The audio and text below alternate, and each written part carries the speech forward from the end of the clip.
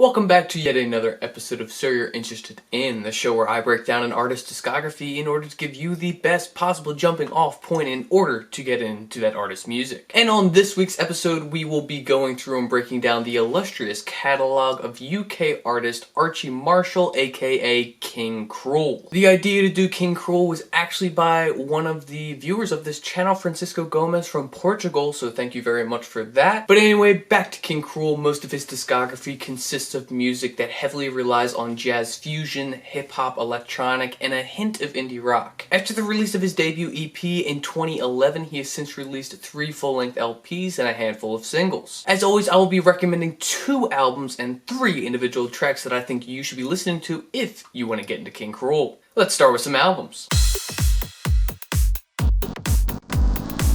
The first album from King Krule that you need to listen to is his 2017 release, The Ooze. The Ooze creates an atmosphere unlike any other, exuding moods of soothing despair and consoling sadness. You'll immediately know what I'm talking about when you listen to the album's first track, Biscuit Town. His heavy, thick accent coaxes the song with this sad boy swagger, while the instrumental feels like smoking a cigarette outside in front of a neon light while the rain pitter-patters around you. In terms of production, I think that Biscuit Town is one of Marshall's best. Then you get a track like Dumb Surfer, which is without a doubt one of the best non-pop pop songs to ever be released, if that makes any sense. I know I said that this whole album has this depressed teen vibe to it, but I do find that Dumb Surfer is the exception to that, as the instrumental strums along with a menagerie of sounds and concepts, giving this album a little bit more of life. And finally, you have to pay attention to Check One. Check One is a sleepy track for sure, making it feel like a Mac DeMarco demo if you could only use a keyboard and this staggeringly cool ensemble of horns. All in all, The Ooze is the perfect album to help you find some love for King Krule. The next album to listen to is his latest release, Man Alive. This album is so much more upbeat in comparison to The Ooze, as it does rely more heavily on hip-hop and electronic influences. The opening track, Cellular, makes great use of this thumping bass line and drum machine, while Marshall's vocals are just completely soaring all over the place. Honestly, it just sounds like the next logical progression for King Krule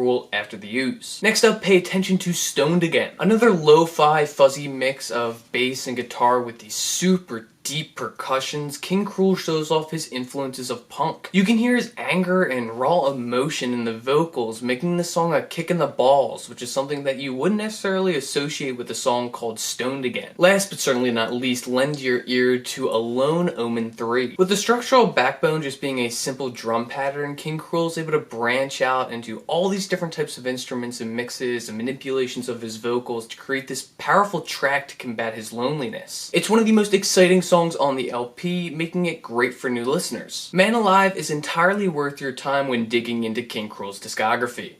Tracks.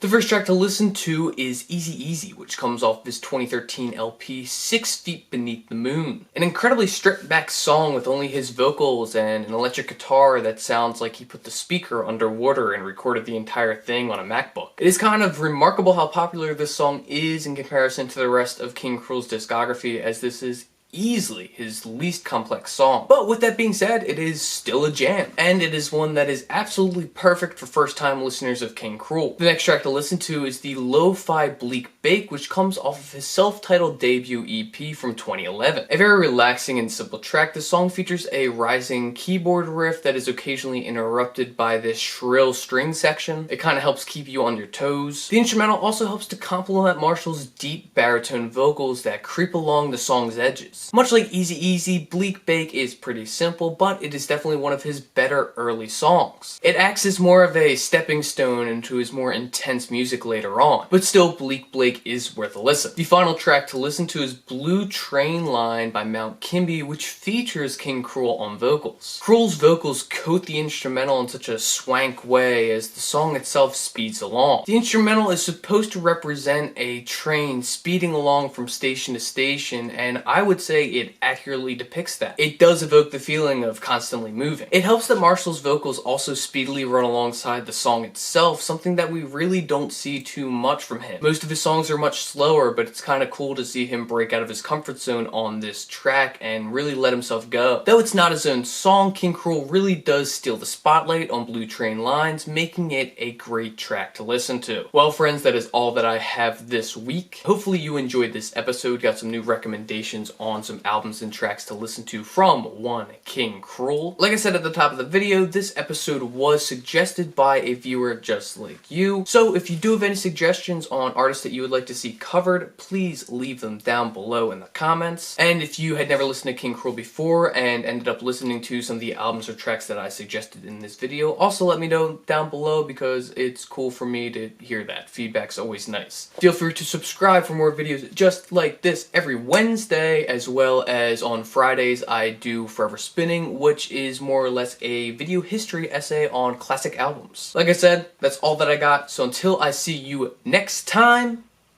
happy listening.